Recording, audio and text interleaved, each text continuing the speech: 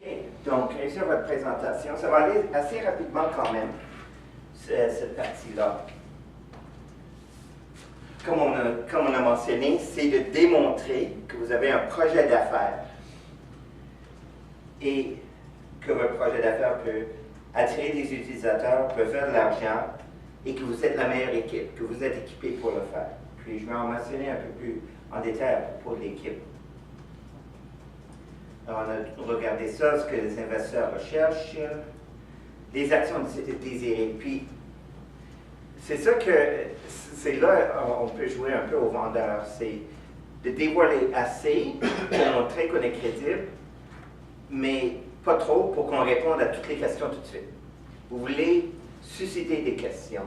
Et une présentation qui est bien montée, vous allez savoir exactement c'est quoi les questions que vous allez susciter et vous allez avoir les réponses de près à la fin. Puis ça, c'est quelque chose à demander. Combien de temps pour la période de questions après chaque présentation? Je ne suis pas au courant de comment ça va fonctionner. Il disait que c'était pas de période de questions, mais qu'il en posait toujours. Oui, ils vont en poser, oui. OK. Oui, puis moi j'aime ça que c'est 8 minutes parce que moi je coach 5 à 7 minutes. Puis donc ça donne 7, 7 et demi, 8 au maximum. Donc c'est ça qu'on va faire aujourd'hui. Quand on va pratiquer, j'ai un timer et ça va apparaître vert à 5 minutes, jaune à 6 minutes, rouge à 7 minutes. Et ça va vous aider à apprendre comment jouer avec le temps. Puis si vous faites une recherche sur Toastmaster, est-ce qu'il y en a qui connaissent Toastmaster? C'est comme ça que j'ai appris de bien me cadrer dans le temps avec les lumières. Mais si vous faites une recherche Google Toastmaster Timer, pour pratiquer chez vous, il y en a disponible pour votre portable, ou pour votre iPad, ou pour votre Android, tous les genres. Puis c'est un outil intéressant à voir. En tir à l'arc, c'est vraiment incontournable et lumière jaune. Oh oui, oui. Et le but, c'est de terminer quand la lumière vire du jaune au rouge.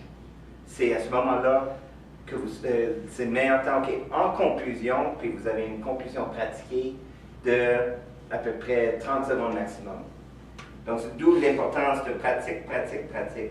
12 à 15 diapos maximum. Le gabarit que je vous ai donné ici, c'est à peu près, je pense, c'est 13 ou 14 diapos. Donc, de ne pas aller beaucoup plus loin que ça. Parce que dans 7 minutes, 15 diapos, c'est 30 secondes par diapo. Ça va vite.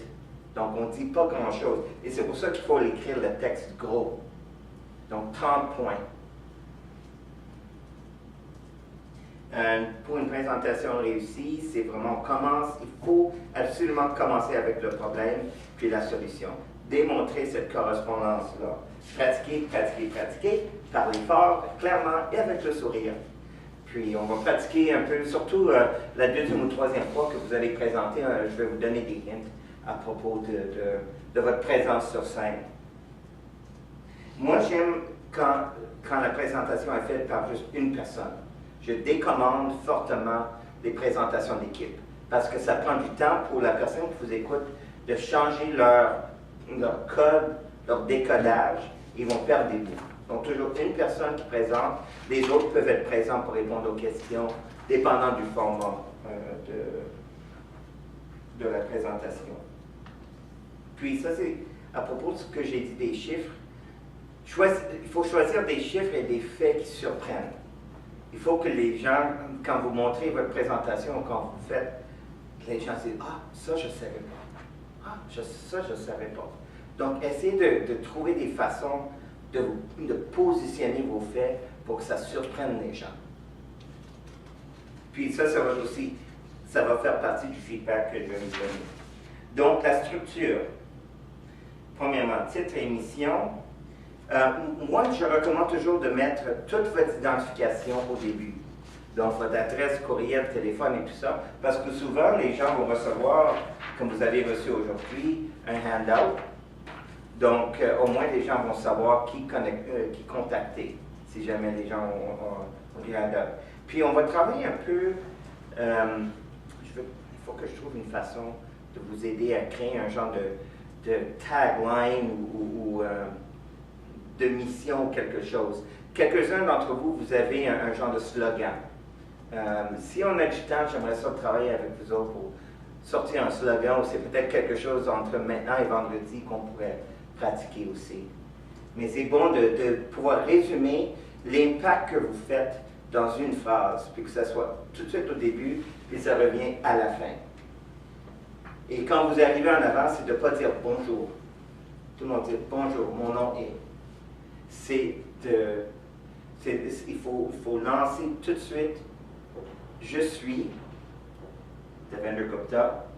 Je vous présente Startup Academy. Notre mission est de guider les entrepreneurs audacieux à développer les connaissances, les compétences et la confiance de réussir leur projet. Puis là, vous entrez en matière. Donc, on va pratiquer votre entrée pour que ça soit, vous arrivez, vous avez le contrôle de la salle dès le début. Sinon, le bonjour, vous donnez le contrôle à l'audience, puis c'est pas ça que vous voulez. Si vous avez une illustration, si c'est un dispositif médical ou un processus ou une application, c'est toujours mieux de mettre plus d'images que de mots. Ça, c'est conçu pour être plus c'est comme des notes, donc il y a plus de mots que d'images. Mais dans votre présentation, c'est mieux si vous pouvez avoir beaucoup plus d'images et minimiser les mots. C'est correct si vous arrivez en avant avec des notes que vous connaissez juste pour vous rappeler. Donc, avoir quelque chose dans votre main, si ça diminue votre nervosité, c'est correct, mais il faut pas être en train de lire vos notes. Il faut vraiment connaître votre texte et juste le regarder. OK, oui, je suis rendu là. Ça, c'est acceptable, mais si vous êtes capable de faire sans notes, tant mieux. Oui, pas de notes, c'est toujours le best. Puis, si nécessaire, moi, je suis très ouvert, comme on va se voir vendredi. Si vous voulez faire une autre pratique avec moi via Skype, lundi. En fait, moi, vendredi, je fais une pratique Skype. Oui, c'est ça, par Skype aussi. Dans ce cas-là, on ferait peut-être, on trouvera un autre temps pour le faire au lieu de juste le matin. Parce que le matin, ils veulent qu'on soit ici. Okay. Mais pour Skype, on le fera dans mon bureau. Donc, on négocierait avant que tu partes un temps vers la Je ne ferai pas un aller-retour. Non. D'accord avec toi. OK. Peut-être moins. J'espère moins. C'est ça. OK, donc, couverture. Problème, on a parlé en masse de ça. Il faut vraiment communiquer que c'est un problème urgent. OK, donc c'est ça que je vais regarder dans votre description du problème. La solution. En quoi cette solution est une nécessité? Donc, c'est relié à l'urgent. Donc, on parle des avantages. Pas qu'est-ce que vous faites pour votre solution, mais les avantages dès le début.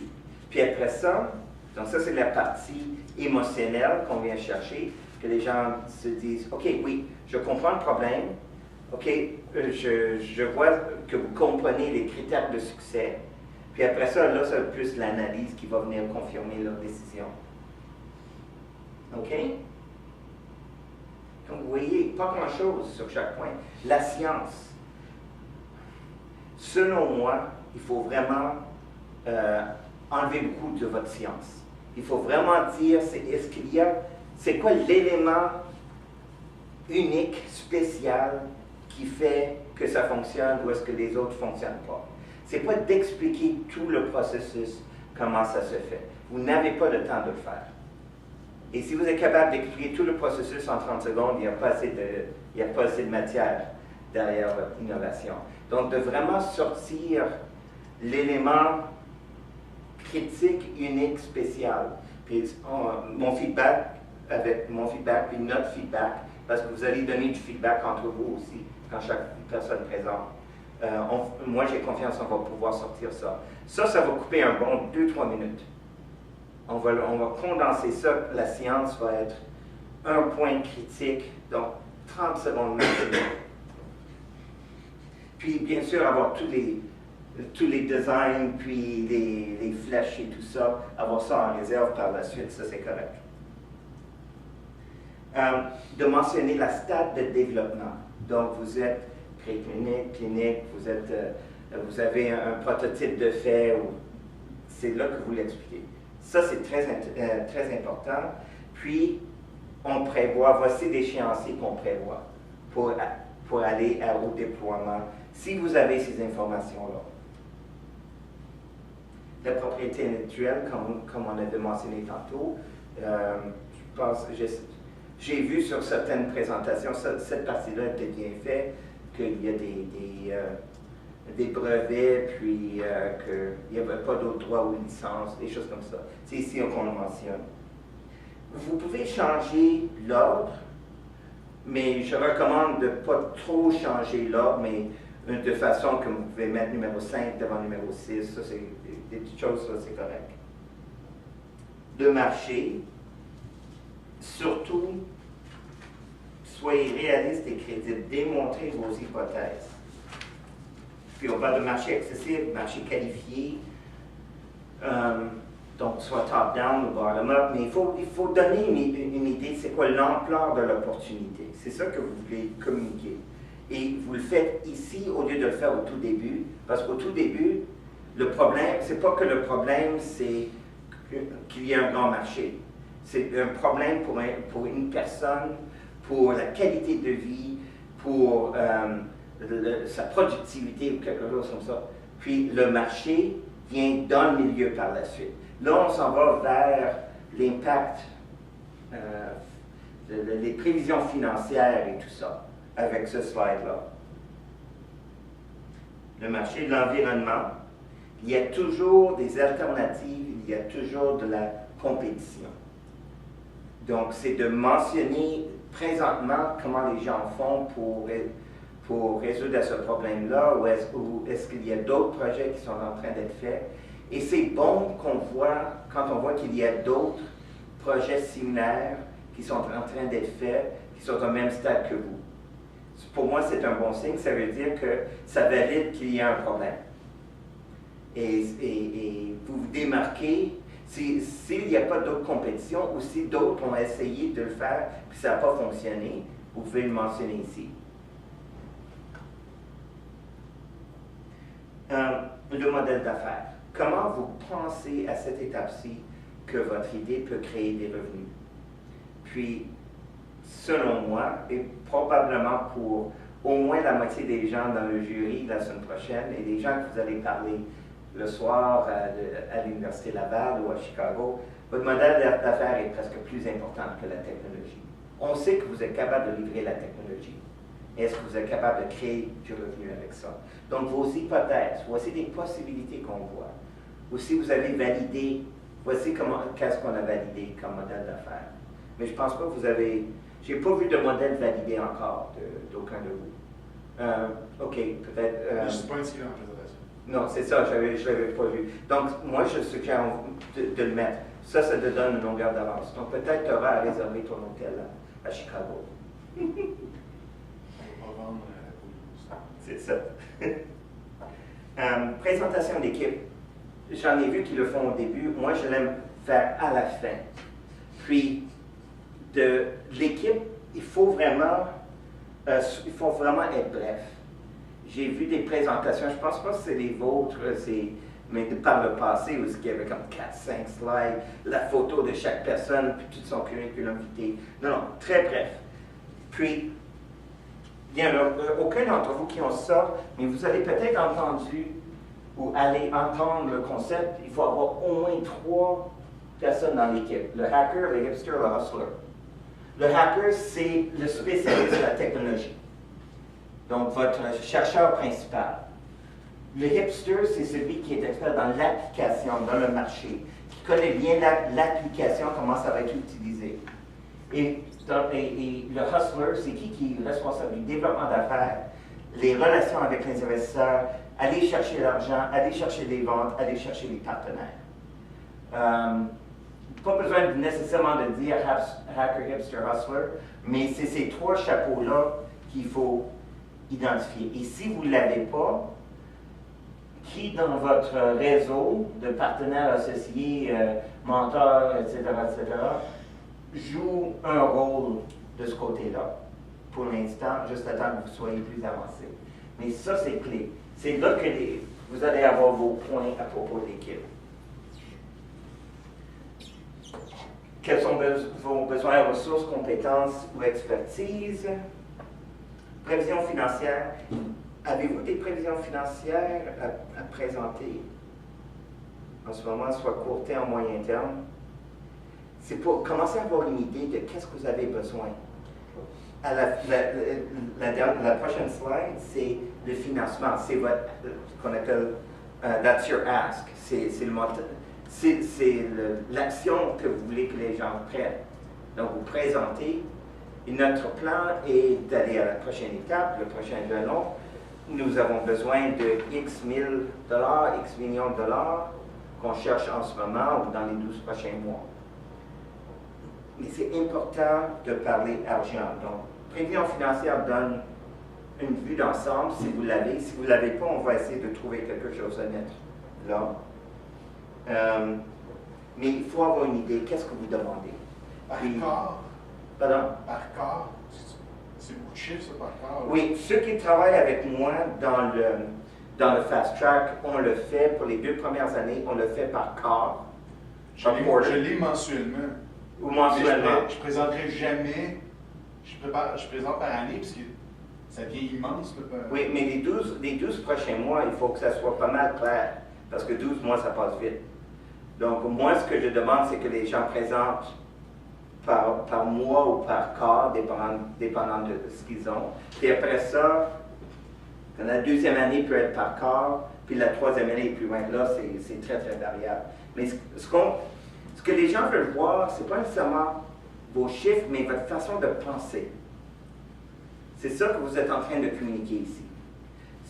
Bien, on pourra en travailler ici. Non, c'est parce que en 8 minutes, passer à travers tous ces chiffres-là, Non, mais c'est parce que montrer le tableau, ça ne sert à rien. Non, c'est graphique. Tu passes, c'est graphique seulement. Graphique, oui. Okay. Oui, graphique seulement. Et vous avez le tableau dans un PowerPoint par la suite si vous posez des questions. Mais tu montres quoi dans un graphique? Le bénéfice net? Les revenus? Moi, ce que j'aime montrer, c'est les ventes, les dépenses, puis vraiment comme les ventes peuvent être les ventes et les dépenses peuvent être des bars, puis le nombre d'usagers ou le nombre d'utilisés, on va pouvoir appliquer ça à vous autres dans une courbe. Oui. Donc, puis ça, on est capable de faire ça sur une slide. Ça nous permet de voir rapidement c'est où le point où vous passez le break-even point. C'est ça, comment on dit ça en français? Le point mort. Le point mort, c'est ça. Donc, ça donne une idée de votre runway, de votre burn rate. Heureusement, il n'y a pas d'office de la langue française ici aujourd'hui. OK.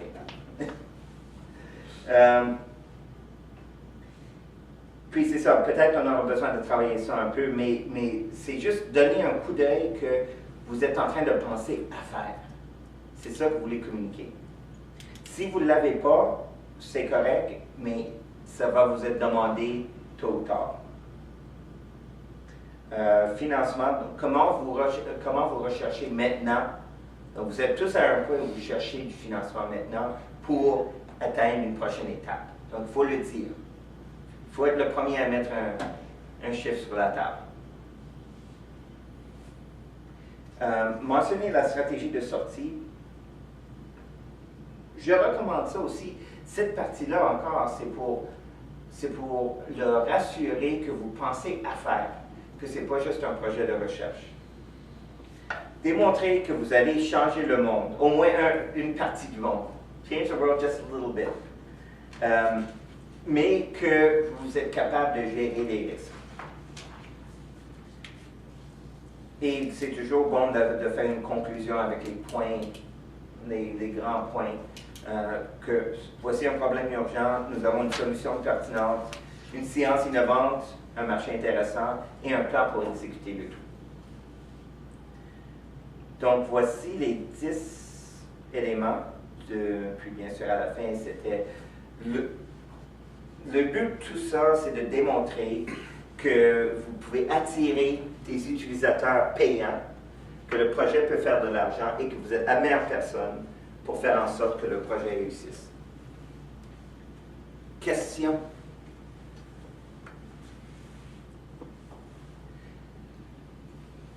Les présentations sont faites en anglais ou en français, aucune importance.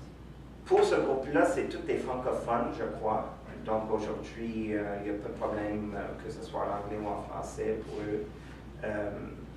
J'ai vu que quelques-uns d'entre vous, vos présentations sont en anglais. Les graphiques sont en anglais. Assurez-vous qu'on se parle parce que j'ai vu des erreurs en anglais. Je peux vous aider avec ça. Même chose, si vous voyez des erreurs dans mon français, s'il vous plaît, me le dire. Donc, entre nous, on va avoir des présentations avec un soin de grammaire parfait. C'est ça. Est-ce qu'il y a un problème si la présentation, moi je l'ai traduit en français parce qu'on en a déjà eu, mais les graphiques sont restés en anglais? Ça, il n'y a pas de problème. Oui. Oui, c'est ça. Moi, je vois pas de problème avec ça. C'est toujours le 8 minutes. OK? Donc, moi, ce que je vous suggère, c'est qu'on prenne, et il est 11 heures, qu'on prenne, voulez-vous, comme 30 minutes pour travailler? Moi, je vais circuler. Puis, on va commencer juste, vous venez en avant, on va timer 8 minutes, on va voir où vous êtes. OK? Ce serait, on va pouvoir la travailler un petit peu encore, suite à ça. Ah oui, oui. Pour le reste de la journée, maintenant, on travaille votre présentation. J'aime ce concept. Pardon? Moi, j'aime ce concept. Oui, oui. Puis ce midi, parce que ce que j'aimerais faire ce midi, pendant que Sébastien et Jean-Michel sont ici, qu'ils puissent vous donner du feedback aussi. Donc, ça va être, vous allez être l'entertainment pendant l'autre nuit.